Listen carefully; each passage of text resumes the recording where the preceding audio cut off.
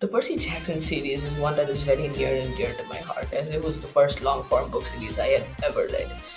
A couple years ago, I decided to binge read the series again in its entirety from the original five books to the Trials of Apollo.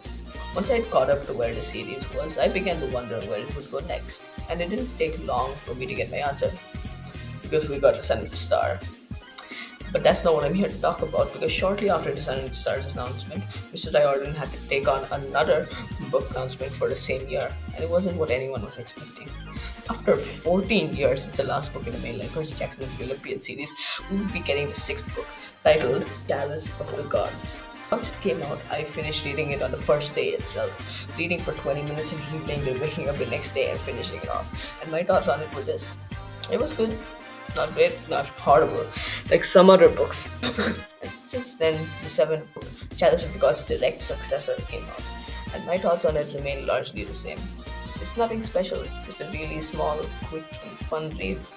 That fun factor is largely due to the interaction between the main trio, Percy, Annabeth, and Grover.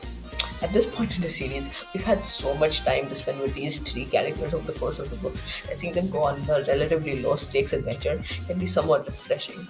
Like you're just seeing them go about their lives and have fun interacting with each other. Now, when you delve into the book, a lot of its flaws become a lot more apparent. For the first 50 pages or so, the book seems to be pretty rough. It feels rushed, especially with the main plot starting within the first 10 pages, and I'm not joking here. And to add on to that, the main trio acts somewhat out of character, especially Grover. Poor Grover. But once these first 50 pages are done, the book seems to find its groove. And while it's still not amazing, it's a casual read that's worth it once you've gotten this far into the series.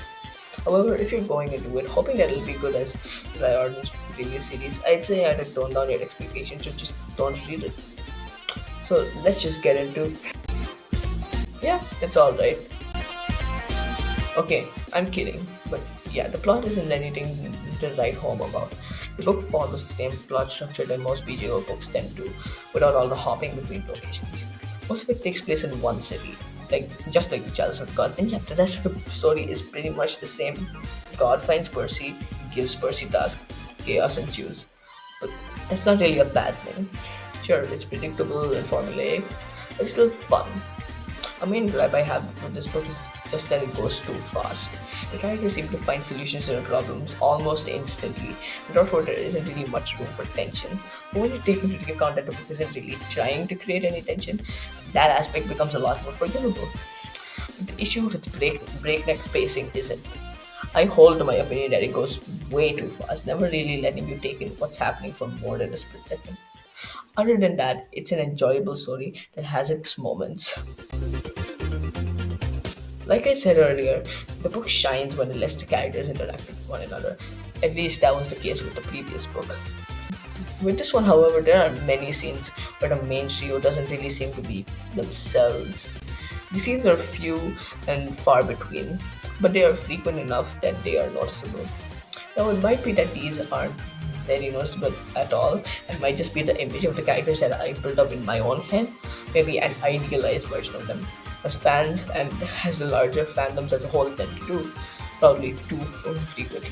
But I can't really shake the feeling that they are at least somewhat different from the characters that I know. But otherwise, the scenes where they do feel like themselves, which are much more common, are incredibly fun. But this is a bit of a pattern I've seen since the start with Nico's character, in which a lot of Mr. Riordan's characters seem to be completely off base. In this case, it's a less jarring difference, far less noticeable than whatever was going on with the Sun and Star, but it's still somewhat noticeable. I find myself wondering whether this is a byproduct or the fact that Trials of Apollo was the last book in this universe where Mr. Riordan really seemed to know where the story was going.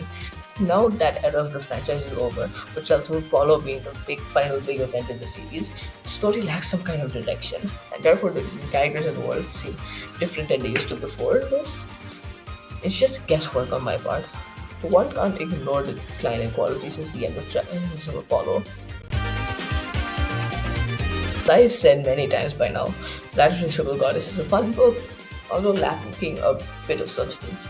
And once again, I find myself questioning the future of the series, especially once this little college acceptance series is a laptop. We already know that we're getting a sequel to The Sun and the Star, and you can already imagine how thrilled I am with that piece of news. If I sound negative here, know that I still like the book. However, it just left me underwhelmed. I'm not sure if we'll ever reach the heights that the series reached before the Trials of Apollo ended. All of this leads to the book giving a 72 out of 100 on my scale, which is alright, all things considered.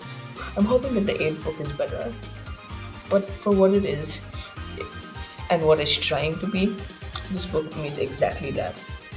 And that's a pretty good thing. Thanks to my friend Arif for helping me record this video, as well as my friends Prisha and Aditya for helping me edit, and also for my mom for ordering this book in the first place. See you next time on Professional Bookworms.